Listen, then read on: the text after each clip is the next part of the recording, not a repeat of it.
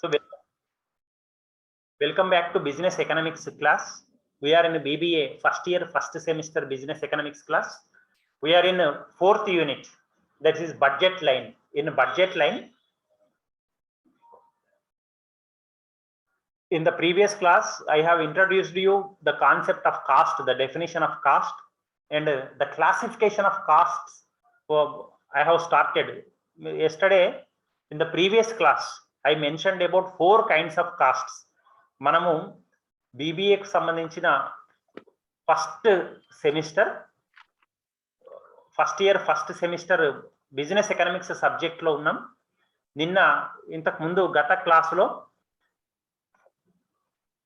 Cost అంటే ఏంటి, వ్యయము అంటే ఏంటో చూసాం. వ్యయం యొక్క నిర్వచనం చూసాం, మనం పరిశీలించాం. వ్యయంలో ఎన్ని రకాల వ్యయాలు ఉన్నాయో మనం ఆ టాపిక్ మొదలు పెట్టాము. ఈ నా వెబ్సైట్ లో ఇంగ్లీష్ మీడియం నోట్స్ పూర్తిగా ఉందండి. ఎవరికైనా కావాలంటే నేను కామెంట్స్ లో నా వెబ్సైట్ లింక్ షేర్ చేస్తాను. ఈ ఓపెన్ చేస్తే మీకు ఈ విధంగా కనపడుతుంది నా వెబ్సైట్. ఇందులో అకాడమిక్స్ కి వెళ్ళి అకాడమిక్స్ లో ఈ కంటెంట్ క్లిక్ చేస్తే మీకు రకరకాల సబ్జెక్ట్స్ వస్తాయి. బిజినెస్ ఎకనామిక్స్ ఇక్కడ ఉంది, మీరు గమనించవచ్చు. బిజినెస్ ఎకనామిక్స్ లో మనం ఇప్పుడు 4th యూనిట్ లో ఉన్నాం. ఈ 4th యూనిట్ ఓపెన్ చేసుకుంటే మీరు క్లిక్ చేస్తే అది ఓపెన్ అవుతుంది. 4th యూనిట్ నోట్స్ మీకు కావాలంటే నోట్ చేసుకోవచ్చు. Okay, so we're in budget line 4th unit. Cost, in the previous class I mentioned about the concept of cost. Cost refers to expenditure incurred for producing or manufacturing anything, any goods or materials. వ్యయము అంటే ఒక వస్తువును ఉత్పత్తి చేయడానికి అయ్యే ఖర్చును మనం వ్యయము అంటామని గత క్లాసులో నేర్చుకున్నామండి. ఈ వ్యయము మన దేశంలో మనం రూపాయలలోనే చెప్పడం జరుగుతుంది. ఓకేనా, రూపాయి ఎన్ని రూపాయలు అయిందో చెప్తాం. అదే అమెరికాకు పోతే డాలర్స్ అంటాం, జపాన్కు పోతే యెన్స్ అంటాం. ఇట్లా రకరకాల దేశాలలో రకరకాల ద్రవ్య యూనిట్లు అందుబాటులో ఉన్నవి. మన దేశంలో రూపాయి విలువతోటి సూచిస్తాం. కాబట్టి వ్యయం అంటే ఒక వస్తువు ఉత్పత్తికి అయ్యే ఖర్చును వ్యయము అంటాం. నిన్న 4 రకాల వ్యయాలను చూసాము. In the previous class I discussed about 4 kinds of costs. Real cost, వాస్తవ వ్యయం అంటే వాస్తవంగా బయటి వాళ్లకు చెల్లించిన మొత్తాన్ని సూచించేది వాస్తవ వ్యయము. It is the total expenses incurred in the process of production of goods and services. Okay, originally whatever that is paid to outsiders, that cost is known as real cost. Opportunity cost, తెలుగులో అవకాశ వ్యయము అని అంటారని చెప్పాను. అవకాశ వ్యయము అంటే ఒక ఉత్పత్తి కారకానికి ఎన్నో రకాలైన ప్రయోజనాలు ఉంటాయండి, ఎన్నో రకాల అవకాశాలు ఉంటాయి. For a factor of production, see how many factors of production are there? Yes, how many factors of production are there? 4 sir.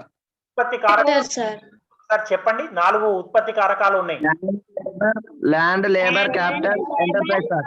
Very good, very good. Land, labour, capital, enterprise sir. Very good, very good. Land మనం every class లో revision చేస్తూనే ఉంటున్నాం సార్. 4 factors. Because economics students should compulsory know it. ఒక economics student కి తప్పనిసరిగా ఉత్పత్తి కారకాలు అంటే ఏంటి, వాటికి ఇచ్చే ప్రతిఫలాలు ఏంటి అనేది తెలిసి ఉండాలి. ఎవరైనా సరే మిమ్మల్ని అడిగినప్పుడు మిమ్మల్ని ఏదో 20 మార్కుల ప్రశ్నలో ఎక్కడ ఏమన్నా అడగరు ఇంటర్వ్యూలలో. జస్ట్ ఫండమెంటల్ కాన్సెప్ట్స్ తెలిసి ఉండాలి మీకు. అందుకని ప్రతి క్లాస్ లో దాదాపుగా ఫ్యాక్టర్స్ ఆఫ్ ప్రొడక్షన్ అంటే ఏంటో రిపీట్ చేస్తున్నాను. ఓకే, ల్యాండ్ అంటే నేలకు మనం ఏం చెల్లిస్తామండి, అద్దె చెల్లిస్తాం. ఎకనామిక్ టర్మినాలజీలో పాఠకం, రెంట్ చెల్లిస్తాం. Rent sir. శ్రమకు అంటే శ్రామికులకు ప్రతిఫలంగా మనం ఏం చెల్లిస్తాం, వేతనం చెల్లిస్తాం. Wages, English it is wages. ఇక క్యాపిటల్ కు, మూలధనానికి ఏం చెల్లిస్తాం, వడ్డీ చెల్లిస్తాం. Interest you are going to pay. ఇక ఎంటర్ప్రైజ్ అంటే ఉత్పత్తిదారునికి మనం ఏం చెల్లిస్తాం, ప్రాఫిట్, లాభం మనం అతనికి ప్రతిఫలంగా చెల్లించడం అనేది జరుగుతుంది. కాబట్టి ఈ ఒక ఉత్పత్తి కారకానికి ఎన్నో రకాల అవకాశాలు ఉన్నాయండి. మార్కెట్లో ఎన్నో రకాల పనులు చేయవచ్చు. మనం ఒక పనిని, ఒక ఉత్పత్తి కారకాన్ని వినియోగిస్తే ఇంకొక పని చేయలేము. ఆ ఇంకొక పని చేయలేకపోవడంతో ఏవైతే అవకాశాలు ఉన్నాయో ఆ నెక్స్ట్ బెస్ట్ అవకాశం దాన్ని మనం అవకాశ వ్యయంగా సూచిస్తాం. It is the next best alternative opportunity that is forgone by a factor of production. అది అవకాశ వ్యయం అంటాం. మీకు ఎన్నో సార్లు ఎగ్జాంపుల్స్ చెప్పాను, గత క్లాసులు కూడా ఎగ్జాంపుల్ చెప్పాను మీకు. ఓకే, ఇక సంక్ కాస్ట్ అంటే ఇక మనం తెలుగులో అచ్చమైన తెలుగులో చెప్పాలంటే మునిగిన వ్యయం. ఇది ఏంటి అంటే మారదు, ఉత్పత్తి తోటి మారదు. It will not change with production, level of production. మనం ఎంత ఉత్పత్తి చేసినా ఒకటే వ్యయం ఉంటుందండి. అటువంటి వ్యయాన్ని సంక్ కాస్ట్ అంటాం. ఇక incremental cost this is exactly opposite to sunk cost. Okay, it is reverse of sunk cost. If production is increased, cost is increased. With every extra unit of production, extra cost is involved. That cost is known as incremental cost. In other words, this is also known as marginal cost. దీన్నే marginal cost అని కూడా అంటాం. ఉపాంత వ్యయం తెలుగులో చెప్పాలి అంటే. Okay, so in the previous class we discussed about all these 4 costs. In this class we will learn about some more costs. Okay, explicit cost or out of pocket costs.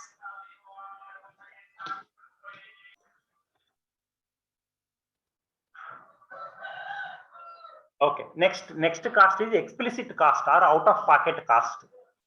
See, ఇంతకు ముందు first దాంట్లో అనుకున్నామండి same అదే. ఇది real cost అంటే మనం వాస్తవంగా చెల్లించిన వ్యయము. ఈ explicit cost or out of pocket cost అంటే మన పాకెట్ ద్వారా చెల్లించిన. ఇప్పుడు ఇంట్లో వాళ్ళు పనిచేస్తే మనం డబ్బులు చెల్లించము కదా, అట్లానే మన అదే బయటి వాళ్ళు పనిచేస్తే మాత్రం డబ్బులు చెల్లిస్తాం. మన సంస్థకి ఏదైనా పని చేస్తే చెల్లించకపోతే వాళ్ళు పని చేయరు. అటువంటి కాస్ట్ ని ఎక్స్ప్లిసిట్ కాస్ట్ అంటాం. అంటే బయటి వాళ్ళకు చెల్లించే వ్యయాన్ని, బయటి వాళ్ళకు చెల్లించే ఖర్చులను, బయటి వాళ్ళకు చెల్లించే ద్రవ్యాన్ని మనం ఎక్స్ప్లిసిట్ కాస్ట్ అంటాం. మన ప్యాకెట్ నుంచి ఖచ్చితంగా డబ్బులు ఇస్తేనే వాళ్ళు పని చేస్తారు, లేకుంటే చెయ్యరు. So explicit cost or out of pocket cost is nothing but the amount that is paid to external resources, external factors of production. మనం నిన్న గత క్లాసులో ఎగ్జాంపుల్లో చెప్పినప్పుడు బాలాజీ షాప్ పెడితే వాళ్ళ ఇంట్లో వాళ్ళు ఎవరైనా పని చేస్తే డబ్బులు ఇయ్యడు అని. అదే బయటి వాళ్ళు పనిచేస్తే తప్పనిసరిగా ఇవ్వాల్సి వస్తుంది. మన పాకెట్ నుంచి డబ్బులు బయటికి పోవాల్సి వస్తుంది ఖచ్చితంగా. So those costs are known as explicit costs or out of pocket costs. Out of pocket costs are those costs, those expenditures, those expenses that you pay to external factors of production, outside factors of production. Okay, now coming to next cost, that is implicit cost. Okay, see implicit cost in the yesterday's example I mentioned in Balaji's example, what I mentioned is if Balaji is operating in his own house, front room he will take it as kirana shop. He will not pay anything as rent to that room. To his family members also he will not pay any wages or any salaries. He will not pay. It may be their parents or wife or children. He will not pay anything. So that is known as implicit cost. Exactly opposite to explicit cost. అంటే ఇది పుస్తక వ్యయము అంటామండి తెలుగులో. ఇది మనం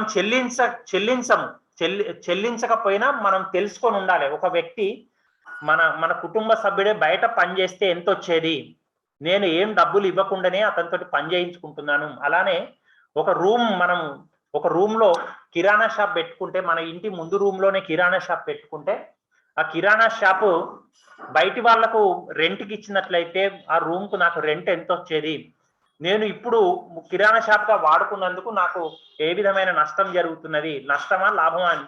so that you can compare, మీరు పోల్చి చూసుకోవడానికి ఉపయోగపడుతుందండి. కాబట్టి ఎక్స్ప్లిసిట్ అంటేనేమో బయటి వాళ్ళకు చెల్లించవలసినవి, ఇంప్లిసిట్ అంటేనేమో మనం చెల్లించవలసిన అవసరం లేదు కానీ వాటిని వాడుకుంటున్నాం. Yes, did you understand? Explicit cost and implicit cost, they are exactly opposite to each other. Yes, did you understand? Okay sir, understand. Yes sir. Yes sir. Then fixed cost, variable cost. See, fixed cost is just like the amount that is spent on fixed assets. I told the definition of fixed asset in your class, physical classes. మీకు క్లాసులు తీసుకున్నప్పుడు రెగ్యులర్గా క్లాసులు ఫిజికల్గా నేను చెప్పినప్పుడు చెప్పానండి, కొన్ని ఆస్తులను మనం ఎంతో కాలం పాటు వాడుకుంటాము. భవనాలు కావచ్చు, ఫర్నిచర్ కావచ్చు, యంత్ర సామాగ్రి కావచ్చు, ఇలాంటివి మనము ఎంతో కాలం పాటు వాడుకుంటాం, ఒకే సంవత్సరంలో తీసి పారేయం. సో వాటి మీద పెట్టిన ఖర్చును ఫిక్స్డ్ కాస్ట్ అంటాం, తెలుగులో స్థిర వ్యయము అంటాం. Okay, fixed cost are those cost that do not vary with the changes in output. It is just like, మీకు ఇంతకు ముందు ఇవి కొంచెం ఓవర్ ల్యాపింగ్ గా ఉంటాయండి, దాదాపు గతంలో చెప్పుకున్నట్టుగానే అనిపిస్తుంది, కానీ డిఫరెంట్ టర్మినాలజీస్ తోటి మనం వాడుకుంటాం. ఓకే, కాబట్టి ఫిక్స్డ్ కాస్ట్ అంటే మన ఉత్పత్తి తోటి సంబంధం లేకుండా తప్పనిసరిగా అయ్యే ఖర్చును, తప్పనిసరిగా అయిన ఖర్చును స్థిర వ్యయము అంటాం. ఇప్పుడు చూడండి, మన కాలేజీ ఏదైతే ఉన్నదో, ఇవన్నీ రోజులు సెలవులే కానీ మరి దాని మీద పెట్టిన వ్యయం అంతా అంతే ఉంటుంది, అదేం మారదు. ఒకసారి బిల్డింగ్లు కట్టించి ఉంచామంటే మీ క్లాసులు జరిగినా దాని మీద అయ్యే వ్యయం అంతే, దాని మీద పోయే తరుగుదల అంతే. క్లాసులు జరగకపోయినా దాని మీద పోయే తరుగుదల కానీ అయ్యేది కానీ దాని మీద పెట్టిన ఖర్చు కానీ స్థిరంగానే ఉంటుంది. So that cost is known as fixed cost. It will not change with any output level. Okay, exactly opposite to that one is variable cost. ఇప్పుడు చూడండి, ఇది చర వ్యయము అంటాం తెలుగులో. అంటే మనకు ఉత్పత్తి మారుతున్న కొద్దీ ఈ వ్యయం అనేది మారుతుంది. It changes with output level, it changes with production. If production is increased, this cost is increased. చూడండి, మీకు మన కాలేజీ ఎగ్జాంపుల్ చెప్పుకుంటే, ఇప్పుడు క్లాసులు ఫిజికల్ గా జరగటం లేదు, కానీ భవనాల మీద ఉండే తరుగుదల కానీ భవనాల మీద పెట్టిన ఖర్చు కానీ అంతే ఉంటుంది. కానీ అక్కడ మేము అక్కడ క్లాసులు అటెండ్ అయితే చాక్ పీసుల వాడకం ఉండేది, కరెంటు బిల్లు వాడకం పెరిగేది, ఫ్యాన్లు కానివ్వండి, లైట్లు కానివ్వండి, లేదా మోటార్ వాడకం కానివ్వండి ఉండేది. అంటే క్లాసులు జరిగినప్పుడు అక్కడ మనం వాడుకుంటున్నప్పుడు వ్యయం పెరుగుతుంది, దాన్ని మనం చర వ్యయము అంటాం. It will change with production, with the level of production. Okay, so fixed cost is exactly opposite to variable cost. Similarly, implicit cost is opposite to explicit cost. Okay, semi variable costs, next one is, see, semi variable costs are neither fixed costs nor variable cost. మీకు semi variable cost అంటే తెలుగులో ఏమంటామంటే పాక్షిక చర వ్యయం. అంటే చూడండి, కొన్ని ఖర్చులు మీకు గతంలో చెప్పాను నేను క్లాస్లో, కొంత కరెంట్ బిల్, వెరీ గుడ్, కొన్ని యూనిట్ల వరకు మీరు వాడుకున్నా వాడుకోకపోయినా కట్టాల్సిందే minimum amount. Current bill, current ఛార్జీలు కానివ్వండి, టెలిఫోన్ ఛార్జీలు కానివ్వండి, ఫిక్స్డ్ గా 50 యూనిట్లు మినిమం, మీరు వాడుకున్నా వాడుకోకపోయినా అక్కడి వరకు తప్పనిసరి కట్టాల్సిందే. అది ఫిక్స్డ్. దాటినా కొద్దీ మీకు అది వేరియబుల్ అవుతుంది, అది మారుతుంది. 50 నుంచి 100 యూనిట్లు వాడుకుంటే ఒక రేట్ చొప్పున కట్టాల్సి ఉంటుంది, 100 యూనిట్ల పైన వాడుకుంటే ఇంకొక రేట్ చొప్పున కట్టాల్సి ఉంటుంది. ఈ విధంగా మనకు సెమీ వేరియబుల్ కాస్ట్ అనేది ఉంటుంది. పాక్షిక చర వ్యయం, పాక్షిక స్థిర వ్యయం, కొద్ది భాగం స్థిరంగా ఉంటుంది, తర్వాత మారుతూ ఉంటుంది. So these cost neither fixed nor variable. Up to a certain level they remain fixed. After that they change with the level of output, they change with the level of production. ఒక స్థాయి వరకు స్థిరంగా ఉంటాయి, తర్వాత మీ ఉత్పత్తిని బట్టి, మీ వాడకాన్ని బట్టి అవి పెరుగుతూ ఉంటాయి. దాన్ని సెమీ వేరియబుల్ కాస్ట్స్ అంటాం. ఇక controllable costs, non controllable costs. See, controllable costs come if you take proper measures, if you take proper steps, you can reduce those costs, those kinds of costs. Those costs is controllable costs. అంటే తెలుగులో controllable costs అంటే నియంత్రించదగిన వ్యయాలు. Non controllable అంటే నియంత్రించలేని వ్యయాలు. కొన్ని ఖర్చులు sir కొంచెం clarity లేదు సార్. సార్ వీడియో క్లారిటీ లేదు, voice clarity. So controllable costs are those which can be controlled or regulated through observation by an executive, and therefore they can be used for assessing the efficiency of the executive. I am repeating, controllable costs are those which can be controlled or regulated through observation by an executive, and therefore they can be used for assessing the efficiency of the executive. ఇది image blur గా ఉందంటే it is not clear, that is why I read the sentences. Clear గా లేవు, అందుకని నేను చదవటం జరిగింది. నియంత్రించదగిన వ్యయాలు అంటే మనము ఒక ఎగ్జిక్యూటివ్ ని, ఒక యజమానిని, ఒక నిర్వాహకుడిని మనం అక్కడ అసైన్ చేసినట్లయితే, కొంచెం జాగ్రత్తగా అబ్జర్వ్ చేస్తున్నట్లయితే, మనము ఆ వ్యయాన్ని నియంత్రించగలిగినట్లయితే దానిని నియంత్రించదగిన వ్యయము అంటాం. చూడండి, కొన్ని మీరు షాపులలో చూస్తుంటారు, కొన్ని సందర్భాల్లో యజమాని ఉన్నప్పుడు ఒక విధంగా ప్రవర్తిస్తారు అక్కడ పనిచేసే వాళ్ళు, యజమాని లేనప్పుడు ఇంకొక విధంగా ప్రవర్తిస్తారు. మనం జాగ్రత్తగా, యజమాని షాపులోనే 24 గంటలు ఉన్నాడు అనుకోండి, అంటే షాప్ తెరిచినంత కాలం అతను అక్కడే ఉంటే తప్పనిసరిగా కొంత వ్యయం అనేది తగ్గడానికి ఆస్కారం ఉన్నది.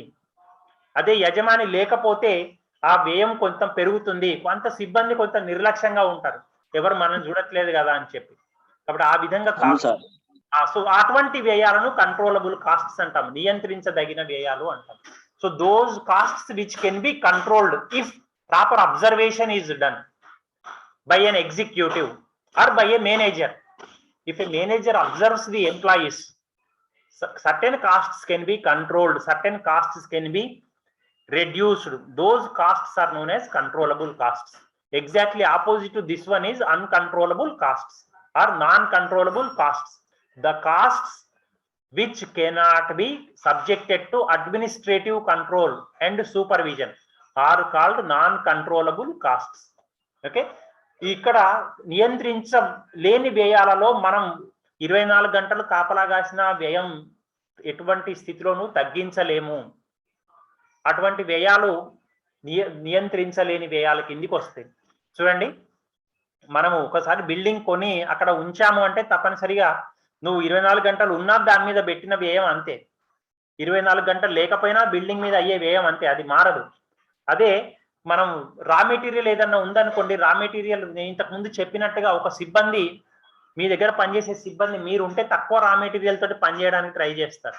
మీరు మేస్త్రీలను చూడొచ్చు. ఒక చిన్న ఉదాహరణకు, ఇల్లు కట్టేటప్పుడు మీరు అబ్జర్వ్ చేయండి, పెద్ద ఓనర్, ఇల్లు కట్టించే ఓనర్ దగ్గర ఉన్నాడు అనుకోండి, ఇరిగిపోయిన ఇటుకలు, చినిగిపోయిన ఇటుకలు, తునిగిపోయిన ఇటుకలు కూడా జాగ్రత్తగా పెట్టి ఇల్లు కడుతుంటారు, కట్టడానికి ప్రయత్నిస్తారు మేస్త్రి, కట్టే మేస్త్రి. అదే యజమాని లేడనుకోండి, పగిలిన ఇటుకల్ని ఇక పక్కనే బారేసి మళ్ళీ కొత్త ఇటుకను పగల కొడతారు, కొత్త ఇటుకను పగలగొట్టి ఆ ముక్క అక్కడ పెడతారు, అంతేగాని పగిలిన ఇటుక వంగి తీసుకొని అక్కడ పెట్టడు. మీరు ఒకసారి అబ్జర్వ్ చేయండి జనరల్ గా. అంటే కంట్రోలబుల్ కాస్ట్స్ యాక్చువల్, కానీ నాన్ కంట్రోలబుల్ అంటే మనం ఎటువంటి పరిస్థితులను నియంత్రించలేము, వాటి మీద అయ్యే వ్యయం తప్పనిసరిగా మీరు 24 గంటలు కాపలా కాసినా అది అవుతుంది. So those costs are non controllable costs. Yes, did you understand the difference between controllable cost and non-controllable costs? Controllable can be controlled, can be reduced. Non-controllable cannot be controlled, cannot be reduced. అర్థమైందండి? Is it clear? Yes sir. Yes sir. Okay. In historical cost, replacement cost. Okay, historical cost. See, suppose now I am teaching you with the help of my desktop, my computer screen. I am taking the help of this computer screen. This is known as a desktop. I am using it. See, now when I purchased this desktop, I purchased it for 40,000 rupees. Okay, for the same 40,000 rupees, can I purchase it now? Same 40,000కు నేను కొని ఇది 3 ఏళ్ళు అవుతుందండి, ఇప్పుడు 40,000కు ఇది కొనవచ్చా? నేను computer కొనగలనా? No sir. What is it? No sir. How much I have to pay, for example? ఇంకెక్కువ 70. Okay. Okay, you take it as 48,000 అవుతుంది అనుకుందాం. Cost అనేది 40,000 అయినా సరే, ఇప్పుడు నాకు 48,000 అవుతుంది. సో ఈ 40,000ను మనం ఏమంటామంటే చారిత్రక వ్యయము అంటాం. అంటే మనం గతంలో ఎంత పెట్టి కొన్నామో అది చారిత్రక వ్యయము. చరిత్ర మీకు దేని గురించి చెప్తుందండి? గతం గురించి చెప్తుంది. గతంలో అయిన వ్యయము మనం సూచిస్తే దాన్ని హిస్టారికల్ కాస్ట్ అంటాము, చారిత్రక వ్యయము అంటాం. Historical cost is the original cost that is involved in purchasing a good, purchasing N article are producing a article. Replacement cost అంటే పునఃస్థాపన వ్యయం. ఇప్పుడు నేను చెప్పిన ఉదాహరణలో చెప్పిన 48,000 పునఃస్థాపన వ్యయం అవుతుంది. అంటే in order to replace an old asset, whatever that you have to pay, that amount is known as replacement cost. మనము గతంలో కొన్న ఆస్తి దాని యొక్క జీవితకాలం అయిపోయిందండి, అది పాడైపోయింది, దాని జీవితం మొత్తం మనం వాడుకున్నాము. ఇప్పుడు మార్కెట్లో ఆ ఆస్తిని కొనడానికైన వ్యయాన్ని, కొనడానికి అయ్యే వ్యయాన్ని పునఃస్థాపిత వ్యయము అంటాము, రీప్లేస్మెంట్ కాస్ట్ అంటాం. Did you understand?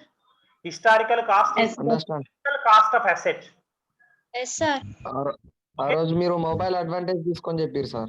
మీకు క్లాస్ లో నేను చెప్పాను, నా మొబైల్ ఫోన్ కొంటే ఇంత అయింది, కానీ ఇప్పుడు మార్కెట్ లో కొనాలంటే ఇంత అని చెప్పాను. ఇప్పుడు చెప్పట్లేదు కాబట్టి నేను కంప్యూటర్ ఉపయోగిస్తున్నాను కాబట్టి కంప్యూటర్ ఎగ్జాంపుల్ తో చెప్తున్నాను.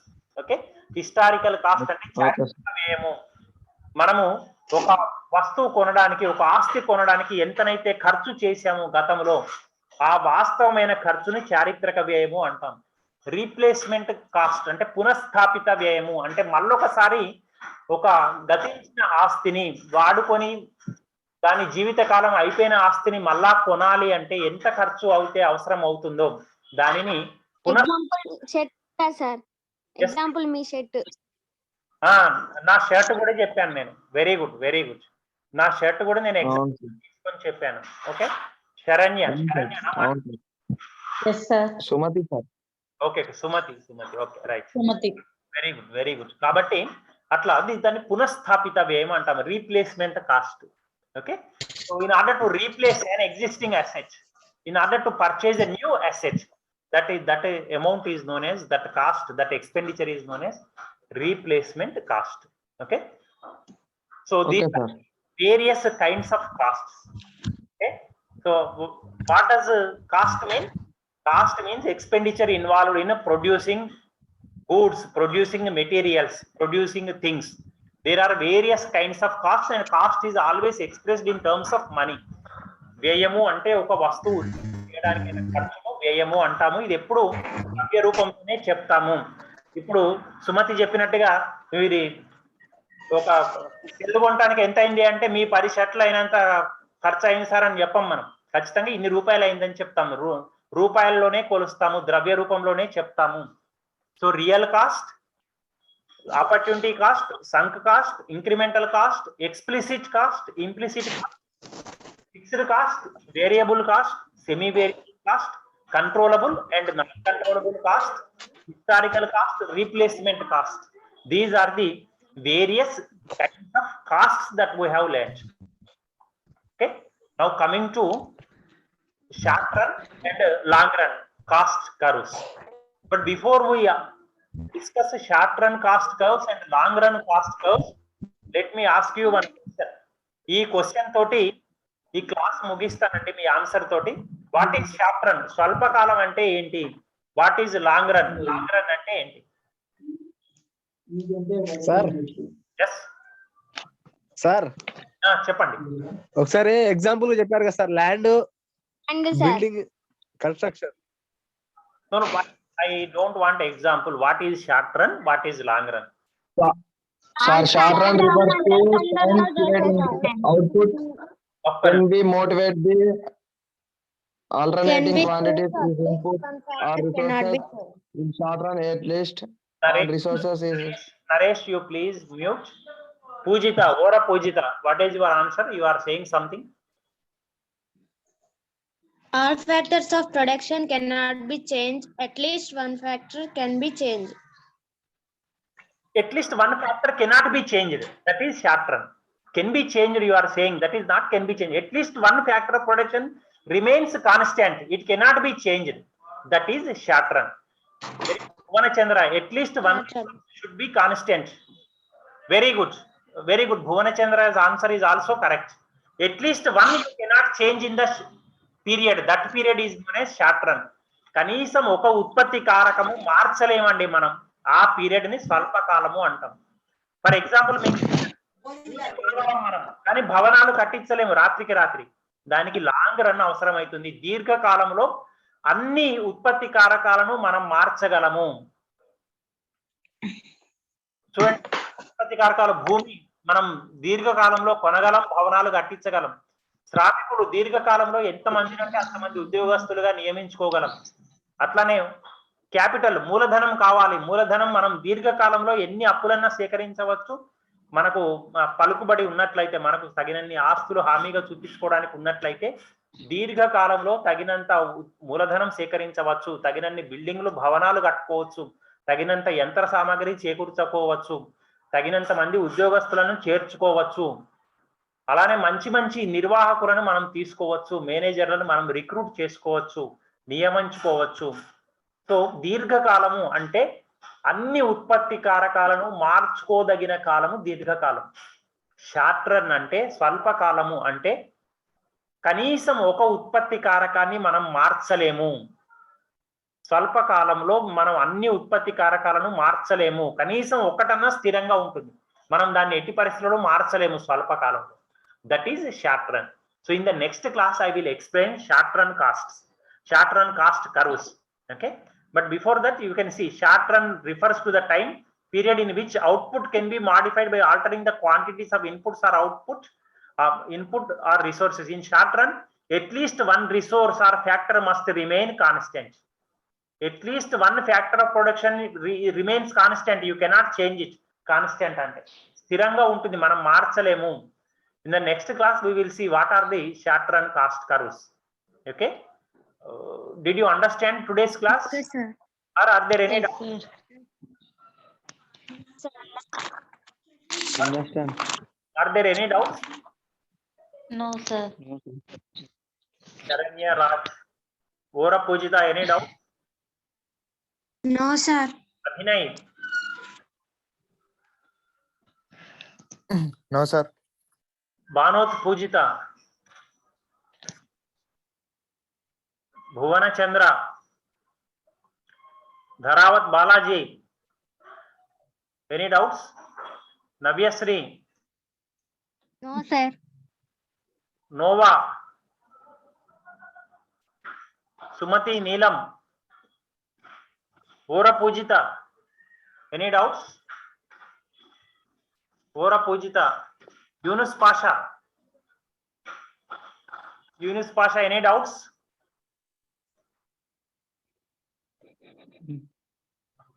Bhuvana Chandra, understood, sir. Very good.